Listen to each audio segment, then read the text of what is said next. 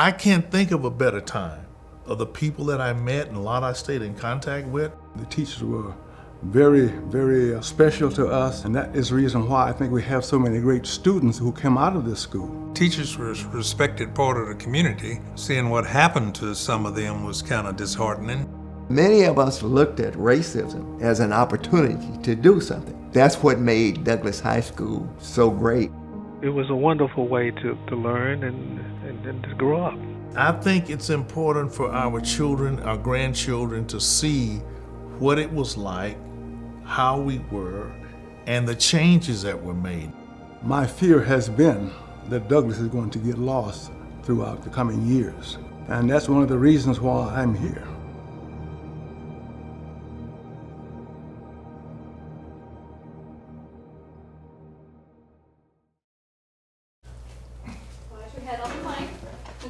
My name is Boyce Clarence Edwards Jr.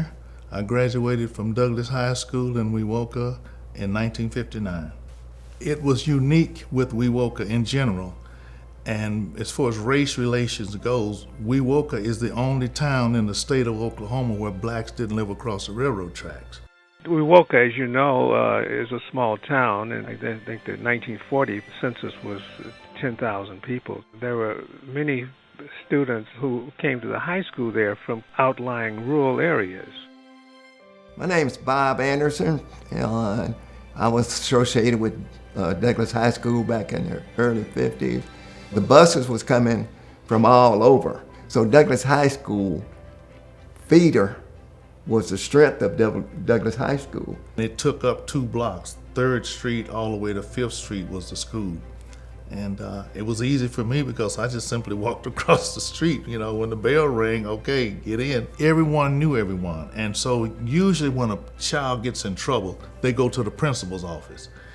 We got into trouble, they would simply call our parents or walk by the house. A lot of teachers walked back and forth. Mrs. Jackson used to come by and sit in the kitchen while my mother cooked dinner. I was able to absorb from having regular contact with people who were older, and I was eager to learn, and I talked with them as much as I could. So the experience was quite gratifying. It was quite family-like. Everyone looked after each other. The teachers knew the parents, and the parents knew the teachers, and went to some of the same churches and shopped at the same stores. That's an old girlfriend there, Rhoda Gardner. I'm William Kazee, and I graduated Douglas class of 1955.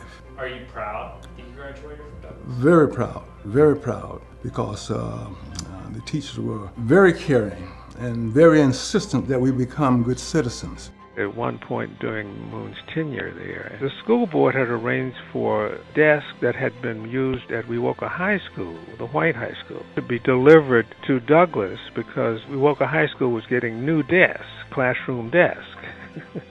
Moon refused the desk. It's that kind of leadership that we had in Wewoka. Those of us who came along during those times, that's all we knew was segregation.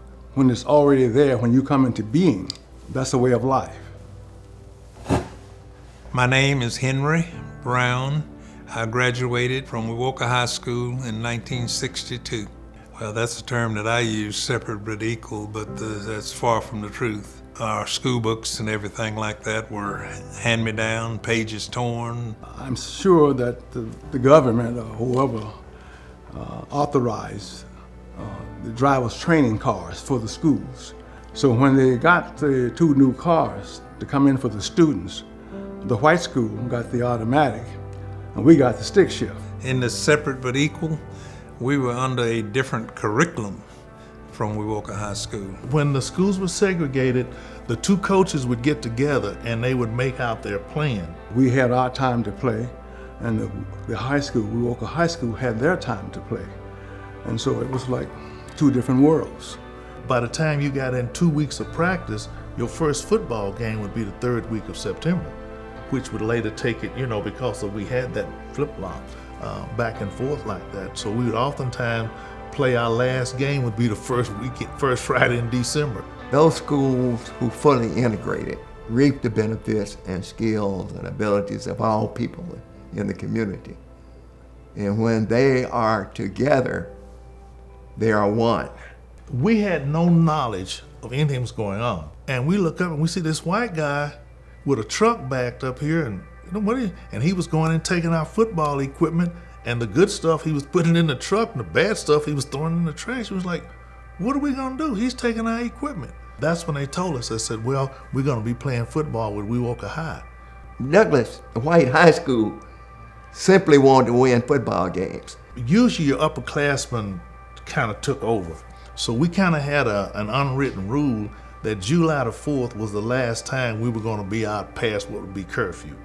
And we would start jogging around the football field a couple of times in the morning and the afternoons. And so by the time August the 15th came, we were ready to go. Coach Ball was very moral. He was honest. Or if he told you something, you could bank it. You didn't like him at first, but as time went on, we realized he was right. And so he had a very positive impact on all of us. So Shawnee was a bigger school, they had more players, and they were pretty confident. And we went on the field, the guy says, look, oh, so they're a bigger school, so what? And it didn't bother us. Like, we are here to play. Coach Ball had done a great job in getting us ready. And Shawnee was used to just kick the ball off and go quickly. When we kicked the ball off, the players were running down the field saying, kill, kill, I want to see blood on the field. And the ball went over the safety's head.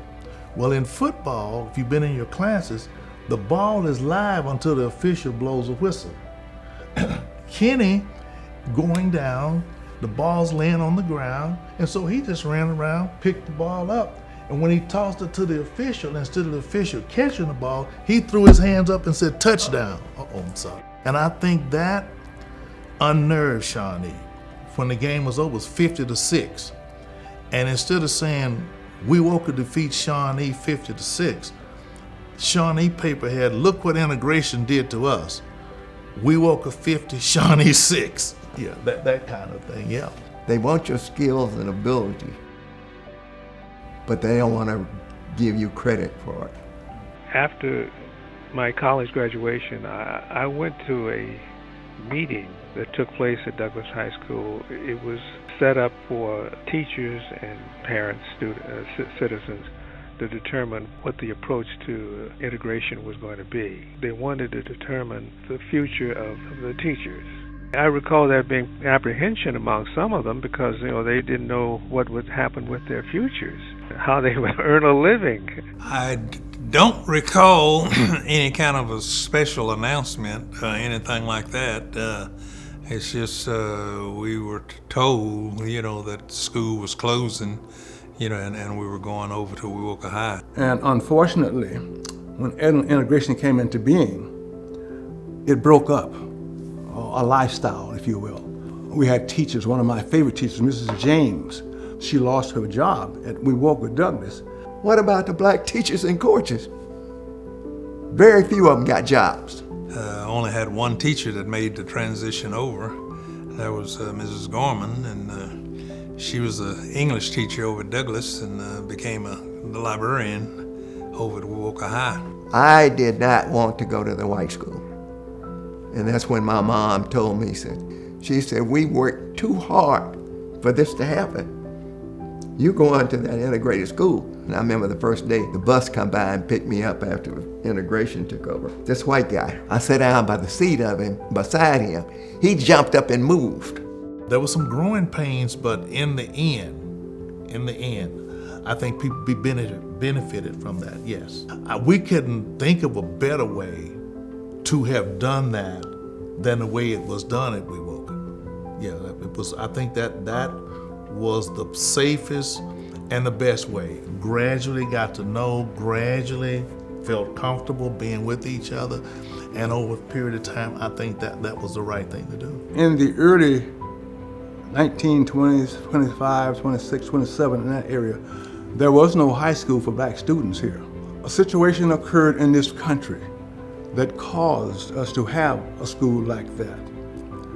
The school came into being. It was in being for a while. Integration came along, which was necessary in my opinion, but What it did, it erased the event that caused us to have a segregated school in the first place. It went away and will never be again. I'm grateful for what I accomplished and what opportunities that I had.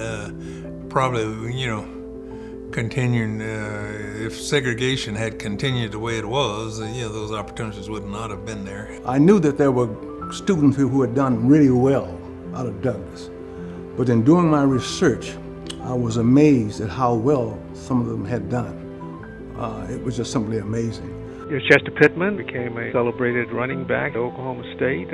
Juanita Kidd Stout became a Pennsylvania State Supreme Court Justice, and a federal building is named for her in Philadelphia. John Brown, the first black ophthalmologist in the country. Thermal Banks became a physician, and he was on staff at Mount Zion Hospital in San Francisco.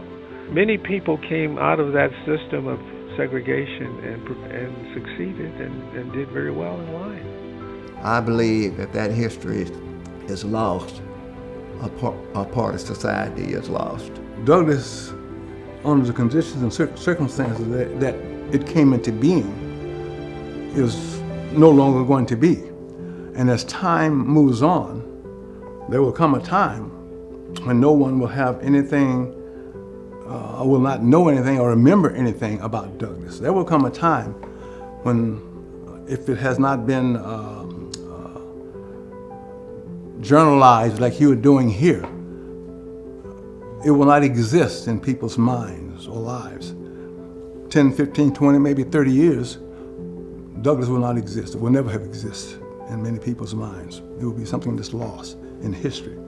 History is such that if you don't record it, it gets lost, because Douglas will become lost.